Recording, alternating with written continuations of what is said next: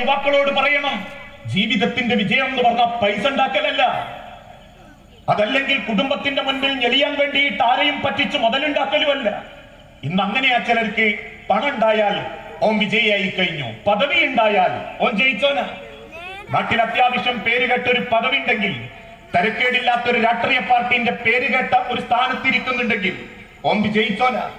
മറ്റു ചിലർക്ക് സൗന്ദര്യ, അത്യാവശ്യം വെളുപ്പം കാണാൻ ഭംഗിയുണ്ടെങ്കിൽ അവനും നാട്ടുകാരെ കണ്ണിൽ വിജയിച്ചോന. ഏതെങ്കിലും വാപ്പാക്ക് കറുത്ത് ഇരുനിറത്തിലുള്ള മക്കളുണ്ട്, ആ വാപ്പാനോട് നാട്ടുകാർക്ക് ബേജാറ്, വാപ്പക്ക് ബേജാറില്ലെങ്കിലും നാട്ടുകാർക്ക് ബേജാറ്. ഒന്റെ മക്കളൊക്കെ കറുത്തുപോയി, ഒന്റെ മക്കൾക്കൊക്കെ എങ്ങനെ ഒരു ഇരുനിറ.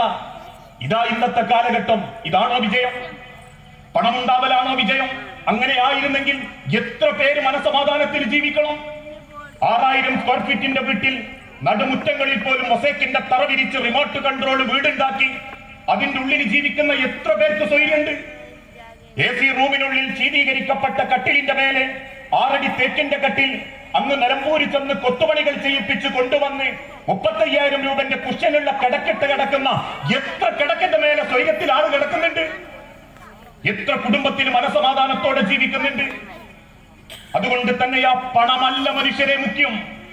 പണത്തിന് നമുക്ക് ആവശ്യങ്ങൾ നിർവഹിക്കാൻ സാധിക്കുമെന്നല്ലാതെ നമ്മളെ സന്തോഷം കൊണ്ടുതരാൻ പറ്റൂല. അതുകൊണ്ടാ ഇന്ന് കേരളക്കരയിലെ കോടീശ്വരനായിരുന്ന MA യൂസുഫ് അലി സാഹിബിന്റെ വാപ്പ അപകടത്തിൽപ്പെട്ടപ്പോ അദ്ദേഹം ഹോസ്പിറ്റലിലേക്ക് എത്തിപ്പറഞ്ഞ വാക്ക് ഇന്നും അദ്ദേഹം കണ്ണുനീരോടെ പറയുന്നുണ്ട്, എന്റെ സ്വത്ത് മുഴുവനും ഞാൻ കൊടുക്കാം, എനിക്ക് എന്റെ വാപ്പാനെ തിരിച്ചു കിട്ടണം എന്ന് പറഞ്ഞപ്പം അവര് പറഞ്ഞൊരു മറുപടി, 750 ഉറുപ്പ്യന്റെ ചെലവേ ഉള്ളൂ, വാപ്പാന്റെ മയ്യത്തുങ്ങൾക്ക് കൊണ്ടുപോകാൻ. പണമല്ല മനുഷ്യരെ മുഖ്യം, പദവിയാണോ മുഖ്യം? അത്യാവശ്യം സ്ഥാനമാനങ്ങൾ കിട്ടിയാൽ അതൊരു വിജയമായോ? ഞാനൊക്കെ പറയാറുണ്ട്, ഞാൻ കാരക്കുന്നത്ത് മഹലിന്റെ പ്രസിഡന്റാ. എല്ലാവരും കൂടി നമ്മളെ അങ്ങോട്ടാക്കും, കിട്ടിയാൽ തിരക്കേടില്ല എന്ന് നമ്മളിൽ ചിലർക്ക് തോന്നുകയും ചെയ്യും.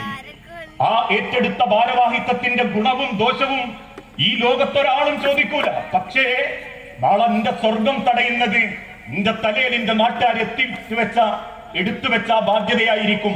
കാരണം സഹാബത്തിന്റെ മുഖത്ത് നോക്കി ഒരിക്കൽ അള്ളാന്റെ ഹബീബ് ചോദിച്ചു, മൽ ഇമാറ, എന്താ അധികാരം, എന്താ പദവി?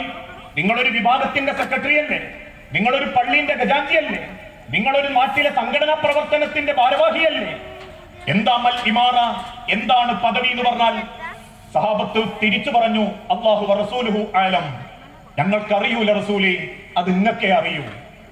അള്ളാഹുവിന്റെ തിരുവന്റെ മുഖത്തേക്ക് സഹാബത്ത് നോക്കി നിൽക്കുമ്പോൾ പ്രവാചകൻ തിരിച്ചു പറഞ്ഞ ഒന്നാമത്തെ മറുപടി, അബ്ദുലുഹ നിദാമത്തുൻ, അതൊരു ഖേദമാ മനുഷ്യരെ, അതൊരു ഖേദമാ.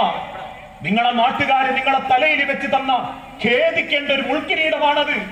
നാളെ പരലോകത്ത് നിങ്ങൾക്കതൊരു ഖേദമാക്കാൻ നിങ്ങളെ നാട്ടുകാര് നിങ്ങൾക്ക് അണിയിച്ചു തന്ന ഒരു കിരീടമാണത്. വസാനിഹ, രണ്ടാമത്തേത്, അതൊരു അപമാനമാ.